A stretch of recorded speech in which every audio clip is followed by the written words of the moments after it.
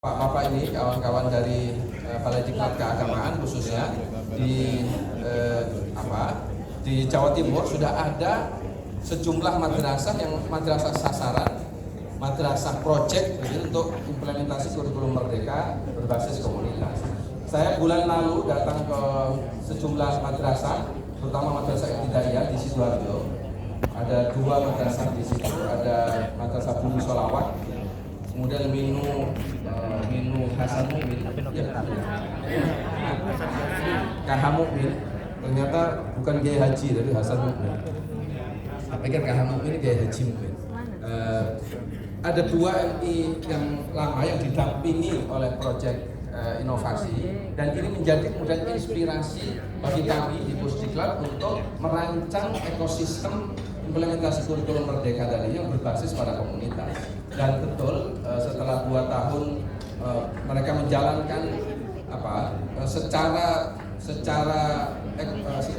sistematik gitu, dan mengikuti pendampingan yang dilakukan oleh proyek inovasi antara kemudian agama kemudian Kemendikbudristek, sudah ada tanda-tanda perubahan yang cukup menggembirakan, di mana partisipasi siswa misalnya, dan juga bagaimana guru menjadi seorang pendidik sejati itu sudah tumbuh berkembang sedemikian rupa.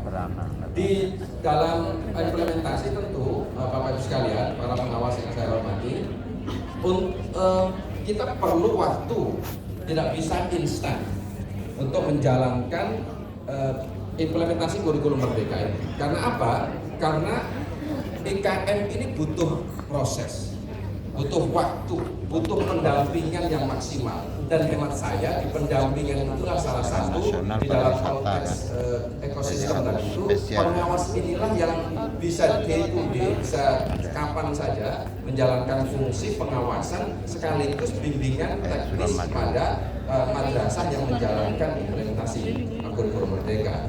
Kalau pada saat yang sama Bapak Ibu sekalian mendapatkan moderasi beragama ini, konteks moderasi beragama ini bisa diinsertkan bagian dari implementasi kurikulum, itu ada titik tertentu. Ini saya kira para fasilitator sudah memasukkan itu. Apa itu titiknya? Adalah di proyek P5 P2R.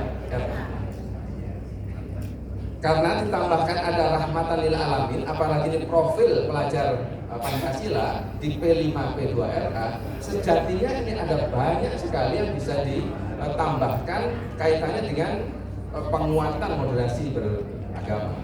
Karena penguatan profil pelajar Pancasila, apalagi ditambah rahmatan lil alamin, itu sejatinya adalah karakter building yang selama ini kita sudah sering mendengarkan dan sudah mendapatkan pelatihan-pelatihan terkait dengan itu. Tapi PMB itu bisa mendapatkan tempat pijak, ya, titik pijak yang sangat menarik untuk bagaimana diimplementasikan dalam kerangka implementasi kurikulum merdeka.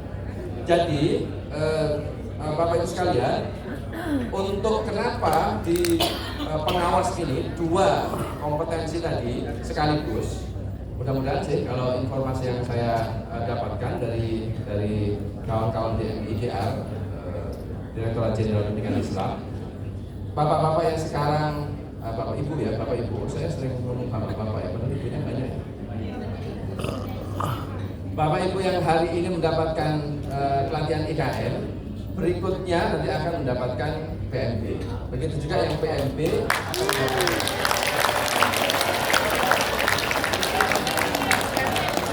Insya Allah begini, di dalam roadmap-nya rencana pengembangannya begitu.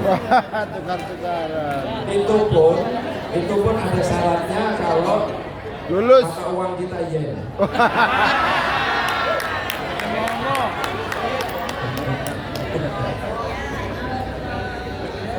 Betul. Jadi ke depan ini bergantian. Saya pernah mendiskusikan agar sekaligus dua-duanya aja sebenarnya, tapi akhirnya waktunya panjang. Jadi Bapak Ibu menjadi 12 hari harusnya. Ya, tapi kalau saya lihat wajah-wajahnya memang ini tidak mau pulang duluan ya. ada yang nambah. Ya idealnya dilaksanakan secara komprehensif antara IKM dan PMB atau PMB dulu dan IKM sekaligus. Ya, tapi ini skemanya nanti akan diubah karena secara bergantian.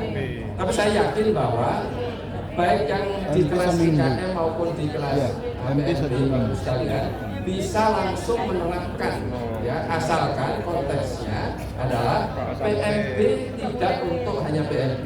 Ini penggerak, penggerak. Ya, saya kira harus bergerak langsung.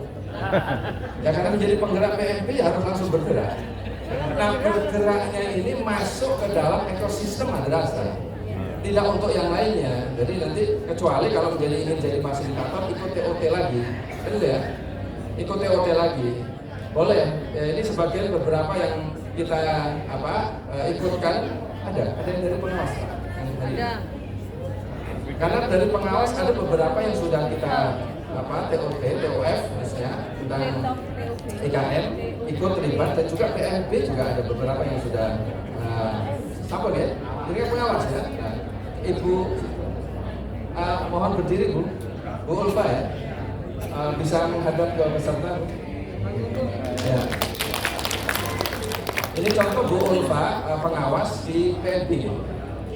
Oh IKM, jadi ada training of facilitator khusus untuk IKM dan alhamdulillah sudah bisa, dan kita akan terjunkan lagi di wilayah-wilayah yang lainnya. Kemarin alhamdulillah ada kesempatan. Nah, bagi fasilitator seperti Bu Ulfa, ya betul ya? Bu, dari mana Bu? Tuban. Oh, oke. Saya pikir dari kamar di sini. Ya, ini dari Tuban beliau. Jadi ini contoh bahwa kesempatan terbuka untuk menjadi fasilitator baik di IKM maupun di MB. Ikut TOT dulu. Nah, kalau ini segera saja mengajukan nanti untuk, karena TOT ini tidak banyak pastinya, tapi Bapak Ibu sekali lagi bagi pengawas yang sekarang baik mendapatkan PMB maupun IKM, sama-sama yang kita inginkan adalah langsung turun ke madrasah, langsung mengadakan aksi ke madrasah masing-masing untuk membawa ini masuk ke dalam ekosistem madrasah. Satu sisi pengawas-pengawas yang sudah mendapatkan pelatihan IKM langsung bisa diimplementasikan melalui pengawasan, tidak langsung turun ke madrasah tentunya. Karena apa? Karena yang ada di dalam ekosistem yang saya sebut eksklusif tadi, yaitu madrasah, terutama di sini satu lingkungan itu mereka memiliki kewenangan-kewenangan yang bisa dijalankan, tetapi dengan fasilitasi yang dilakukan. Saya menyebutkan istilah fasilitasi yang dilakukan oleh dari pengawas madrasah ini bisa lebih mempercepat mengembangkan IKM atau implementasi kurikulum merdeka ini bisa lebih kuat.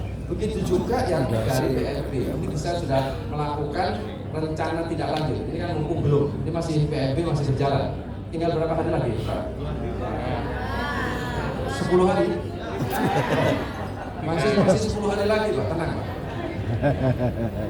Jadi ini ada waktu juga setelahnya, nanti di rencana tindak lanjutnya saya berharap sudah ada RTL, rencana tindak lanjut yang spesifik berkaitan dengan bagaimana diseminasi PMB itu masuk dalam ekosistem madrasah, yang ekosistem madrasah ini juga dibangun berdasarkan pada bagaimana merancang kurikulum merdeka ini bisa terimplementasikan dengan baik. Jadi meskipun dua kelas berbeda, dua pelatihan yang berbeda ini, tapi sama-sama ketika nanti diimplementasi itu ketemu di satu, yaitu pada madrasah binaan. Bapak Ibu, saya mendengar terutama ketika saya ke Kalimantan kemudian ke Sulawesi, pengawas-pengawas ini memiliki lebih dari 10 madrasah binaan, betul ya? Ya. Ada yang 20? 25.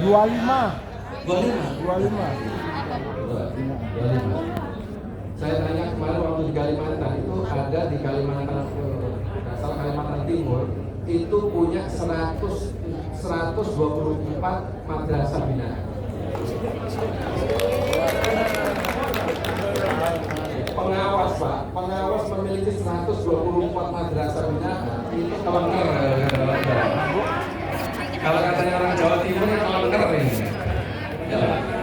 Tapi itu terjadi karena pengawas di satu kabupaten itu cuma satu, Pak. Kalau yang dari Tuban berapa Pak pengawas? 1, 2, 3, 4, 5, 6, 7. Yang dari Gresik? Gresik paling banyak. Kalau itu Gresik nanti dipindah ke Tuban ya. Dua gerbong Yang dari kereta. Pacitan ada Pacitan. Oh dari Pacitan ada cuma 3. Dari Trenggalek. Oh, ada. Trenggalek itu sama dengan galean ya? Sama ya, benar. Berbeda ya?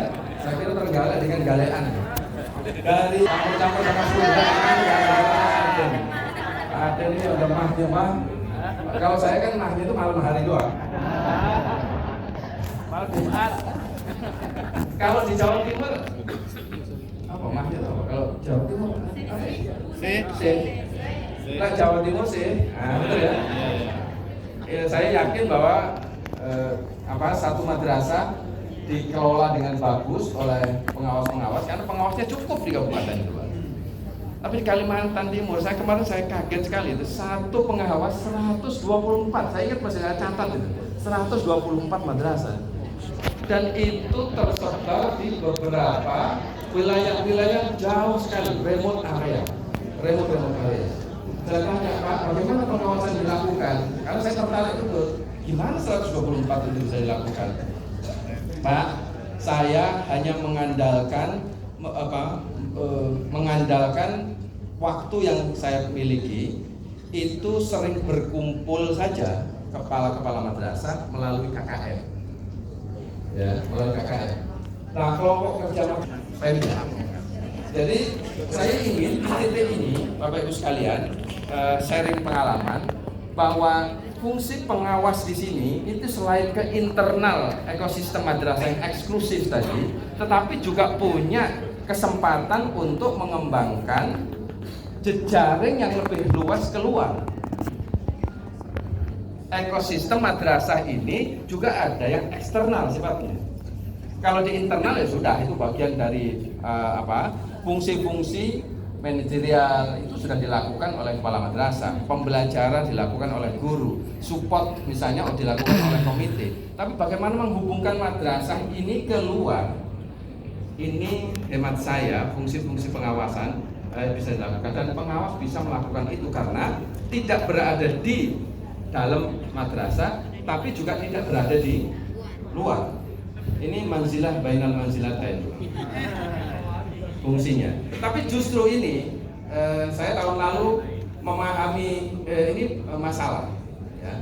Perspektif Bapak Ibu ada di tengah itu awalnya saya ini nggak jelas nih, harus diperjelas, harus diletakkan di mana posisinya. Saya diskusi dengan kawan-kawan dari direktorat untuk gimana nih posisi harus tepat. Tapi setelah melihat dan mendengarkan aspirasi dari berbagai wilayah dan seterusnya, kemudian ada upaya-upaya kreatif gitu ya dari para pengawas. Saya kemudian kalau tahun lalu, setidaknya tahun lalu itu call voting, saya sekarang call jadi. Pakai call jadi saya justru di fungsi yang di antara ini yang saya sebut tadi, jembatan antara itu pengawas bisa memainkan jejaring yang di luar sini untuk pemberdayaan ke madrasah. Nah, apa ekosistem yang ada ini? Misalnya Bapak Ibu sekalian bisa menghubungkan ini langsung misalnya dengan fakultas-fakultas tarbiyah, fakultas-fakultas pendidikan, institut agama Islam, sekolah tinggi agama Islam, UIN yang ada di wilayah masing-masing. Yang dari Malang angkat kaki, angkat kaki. Malang ada? Maksudnya pengawas yang dari Malang? Oh, cuma satu Pak. Cuma satu. Pasuruan. Ya. Pasuruan itu ada sekolah tinggi agama Islam banyak. Dan itu prodi-prodinya PAI Pak. Rata-rata, gitu. Rata-rata kalau STAI itu pasti ada, tarbiyah itu pasti ada. Kecuali sekolah tinggi ilmu syariah. Tapi di Jawa Timur itu luar biasa, termasuk yang di Sumeneb. Karena saya 8 tahun di perguruan tinggi Islam, ITIS, 8 tahun. Jadi saya kerti di sebagian besar di Jawa Timur, apalagi di Madura, mulai dari ujung Bangkalan sampai ke Sumeneb, saya tahu titik-titiknya di mana sekolah tinggi agama Islam dan termasuk Institut Agama Islam Madura sekarang. Nah, ini potensi yang bisa dihubungkan oleh pengawas-pengawas untuk upaya-upaya pemerkuatan empowering di madrasah. Kenapa? Karena banyak sekali masalah-masalah yang terkait dengan madrasah ini yang belum terhubungkan dengan fakultas tarbiyah, termasuk prodi-prodi tarbiyah dan pendidikan agama Islam. Belum banyak, dosen-dosen belum banyak memahami bagaimana konstelasi madrasah itu. Saya orang tarbiyah, saya lulusan YIN, dulu masih YIN Fakultas Tarbiyah di Malang. Iya, mantan non. Ya, sama Ibu Presiden. Pak Afif, ya, Pak Afif ngerti.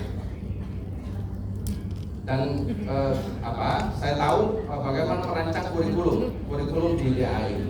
Banyak sekali yang masih belum terkonek apa yang ada dan terjadi di madrasah itu dengan apa yang dilakukan di proses pembelajaran di madrasah, di fakultas tinggi, terutama di fakultas tarbiyah.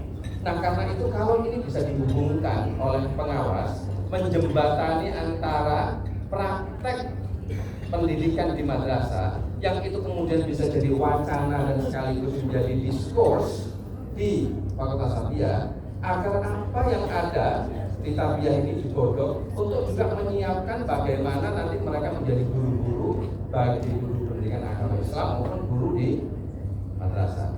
Tapi yang lebih penting bahwa inilah IKM yang saya sebut tadi itu kenapa ada tambahan DK. Implementasi kurikulum merdeka berbasis komunitas itu juga menghubungkan fakultas-fakultas tarbiyah ini baik dosennya maupun mahasiswanya untuk terjun lihat langsung kondisi di madrasah dan mereka melakukan advokasi, pendampingan dan sekaligus melakukan riset. Nah, riset ini penting agar apa yang terjadi di madrasah bisa menjadi wacana di fakultas tarbiyah dan apa yang dijalankan di fakultas tarbiyah karena berbasis pada keilmuan akademik ini bisa diharapkan nanti bisa memperbaiki mutu dari madrasah. Nah, kalau ini bisa terhubungkan Bapak Ibu sekalian, ada pengawasnya ada Pokjawas ya. Kelompok kerja pengawas pasti di kabupaten itu terhubung. Kalau Pokjawas ini dapat berkumpul dan kemudian memberdayakan paguyuban asosiasi. Karena ke depan ini asosiasi-asosiasi ini sudah harus mengarah pada asosiasi profesi. Saya kemarin baru dapatkan informasi yang cukup bagus sekali, yaitu kelompok kerja penyuluh Pokjalur. Pokjalur ini sudah namanya APARI, Asosiasi Penyuluh Agama Republik Indonesia, APARI. Dan ini sudah menjadi asosiasi profesi. Bentar, saya sedang ditutup.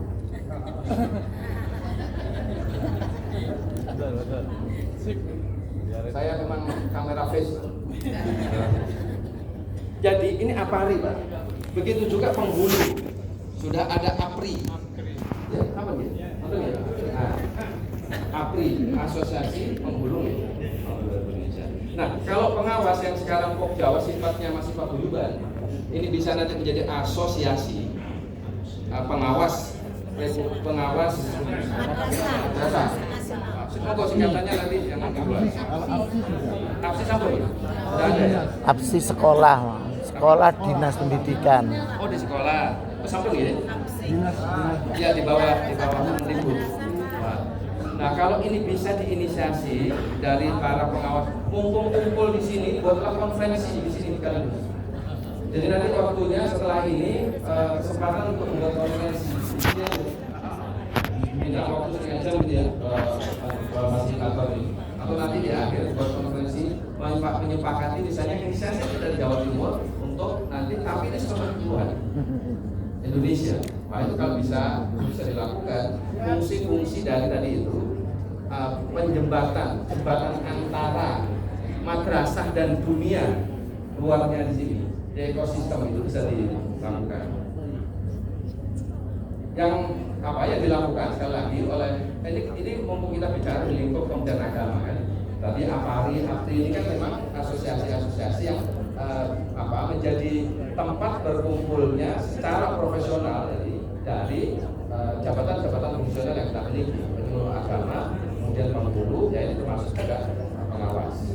Nah, Bapak Ibu sekalian, mengapa ini penting? Ya, materi urusan ini ya, materi kayaknya nggak penting deh ya. Saya ingin ngobrol-ngobrol aja.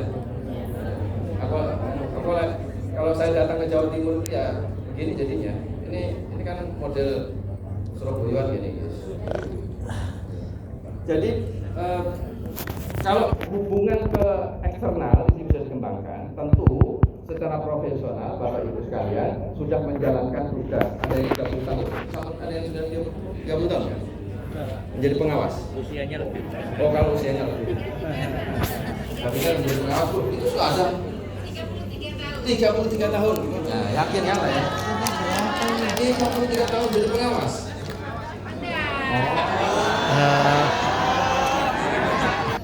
Ya kalau yang sudah dijalankan Bapak Ibu sekalian, apalagi yang sudah jadi guru, mosok diajari tentang bagaimana pembelajaran. Mungkin dengan sedoyo ini loh, sampun melaksanakan tugas sebagai guru. Kepala madrasah sebagian besar sudah menjadi kepala madrasah.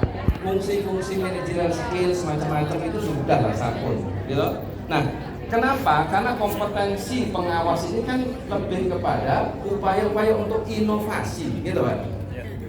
Gitu. Yang dua kompetensi ini tidak sama dengan kepala madrasah dan juga tidak sama dengan guru. Kenapa gitu? Tunggal loh. Kalau supervisi itu kan sudah dijalankan sudah. Panjenengan sedoyo ini kan sampun loh. Sudah tidak ada mas sekarang. Sorry ya, saya kalau lucu ya, saya ngomong panjenengan sedoyo itu ini memang nggak Jawa ya. Tapi ngerti kan? Dengan Jawa itu beda, Jawa itu beda betul. Langgar Jawa itu nggak ngerti hanya buntut aja ya, nggak apa-apa. Jadi Bapak Ibu sekalian, fungsi-fungsi inovasi pendidikan. Dan yang penting adalah membangun jejaring ini. Inilah fungsi dari pengawas yang tidak dilakukan oleh kepala madrasah dan juga tidak bisa dijalankan oleh guru.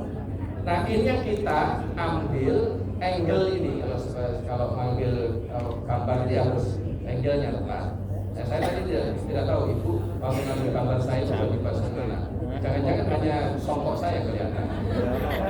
Nah angle itu penting. Nah, ini sisi ini, ruang yang kosong ini yang tempat saya perlu kita manfaatkan dengan sebaik-baik. Kenapa? Kalau sudah urusan manajerial skill, fungsi-fungsi supervisi itu kan di lingkup madrasah sudah jalan. Karena kepala madrasah panjenengan itu sudah delok toko ador ngono wis ngerti wis kepala madrasah ini gak tepat ini cara melakukan fungsi supervisinya. Jenengan yang sudah mengalami itu sudah ngerti gitu. Ya, pastilah namanya mengalami 1 tahun 2 tahun saja sudah paham lah. Nah, tapi di fungsi-fungsi membangun jejaring dengan ekosistem di luar. Misalnya saya menunjukkan satu tadi, saya sedikit intro bagaimana kawan-kawan di Kalimantan dengan keterbatasan tertentu itu bisa memanfaatkan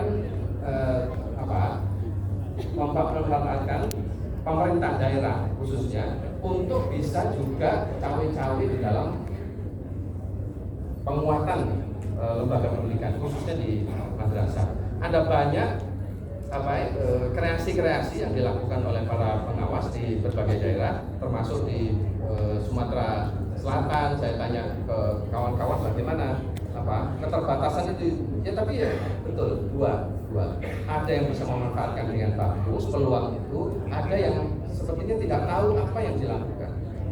Kan gitu ya. Karena tadi fungsi yang selama ini berkaitan dengan pengawas yang fungsinya ini tidak jelas ada di dalamkah atau di luar. Tapi sekali lagi bahwa Polda saya mengatakan ini perlu untuk lebih kuat lagi ke dalam penguatan, pengembangan, peningkatan mutu madrasah dan seterusnya. Dan itu dengan apa? Dengan model pengawasan yang baru itu disebut di peraturan kemarin Pak ada peraturan dirjen itu kayak pertama pendamping madrasah, yang kedua adalah membersamai kepala madrasah, membersamai. Karena bersama-sama sifatnya ini adalah kolektif kolegial. Yang kemudian bersama-sama. Oh, kalau ada kepala madrasah yang sini sudah menjalankan fungsi, itu pengawas tinggal membersamai tadi. Saya ingin kata-kata membersamai ini dipersepsi secara tepat, bukan segera mendampingi, tapi membersamai. Ketika membersamai itu ya sama, segala proses dilakukan mulai dari perencanaan dan semua siklus pengawasan itu dilakukan secara bersama-sama, membersamai bagaimana proses data ke kepala madrasah dan kemudian bagaimana terlibat secara penuh. Nah, Bapak Ibu sekalian, dengan posisi yang ada itu di internal, nah bagaimana kemudian di eksternal sekali lagi menghubungkan apakah dengan pemerintah daerah, apakah dengan tadi fakultas-fakultas tarbiyah, atau bahkan mengoptimalkan fungsi-fungsi dari komite sekolah. Komite madrasah. Komite madrasah ini kan banyak. Di luar ini kan bisa dioptimalkan. Kalau sekarang sudah dilakukan oleh unsur-unsur madrasah, dan kalau ketika tadi membersamai kan berarti pengawasnya juga bisa. Misalnya fundraising ini bagi madrasah swasta. Madrasah swasta itu mayoritas. Dan ada banyak sekali fundraising misalnya yang dilakukan oleh kepala-kepala madrasah yang sangat inovatif. Di Jawa Timur banyak madrasah maju kan, dan madrasah-madrasah yang keren sekarang ini.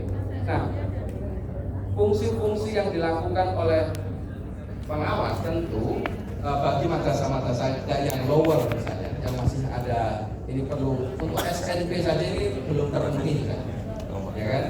Ya tentu pendekatannya berbeda ketika sudah SNP sudah di atas rata-rata, bukan lagi berkaitan dengan bagaimana SNP standar nasional pendidikan itu dipenuhi, tetapi lebih kepada upaya-upaya pengembangan. Misalnya ada madrasah-madrasah yang kok kuat ya, selalu juara siswanya. Sedikit-sedikit itu juara menang, sedikit-sedikit juara menang. Apa ini yang terjadi? Tentulah berbeda misalnya dengan madrasah yang belum sama sekali memiliki prestasi dengan bisa memahamkan. Dalam konteks yang luas inilah maka jembatan antara tadi, peran perantara tadi ini masih ada ruang di sini. Sekali lagi, ruang untuk improvisasi. Saya tidak tahu apakah ini bisa nanti di lembaga dibuat regulasi. Tapi IKM itu membuat madrasah itu lebih kreatif. Dan itu beberapa memang tidak secara spesifik diatur dalam pengertian aturan yang rigid. Karena ruang improvisasinya, ruang inovasi itu bisa dilakukan. Sekali lagi, karena terkait dengan fungsi kompetensi pengawas itu salah satunya adalah inovasi, menginovasi bagaimana proses pendidikan di madrasah, maka ruang-ruang inovasi ini bisa didiskusikan, dibahas secara bersama dengan elemen-elemen di madrasah. Hemat saya tentu pasti ada yang salah. Ruang yang ada di luar madrasah inilah yang menurut saya perlu ada sentuhan. Bapak Ibu sekalian, sampai di sini hemat saya cukup. Saya pikir saya ingin mengambil sisi ini saja, pengembangan SDM Kemudian agama khusus bagi pengawas yang hemat saya melihat potensi cukup menjanjikan, peluang yang bisa dimaksimalkan. Kamu Mbak? Kamu? Oh ya, terima kasih. Ya daripada moto yang di situ kan, kalau moto di situ kan jauh. Ini kan nanti dikasih aja. Ya. Baik, saya pikir cukup ya. Cukup itu saja. Jika ada waktu, jenengan bisa sharing pengalaman, jangan pertanyaan. Ya, kalau saya kan hanya menampung bertanggung jawab ya, tanggung menjawab. Saya tanggung saja, nanti yang menjawabnya orang lain. Monggo kalau ada sharing dari sekalian, saya ingin mendengarkan juga agar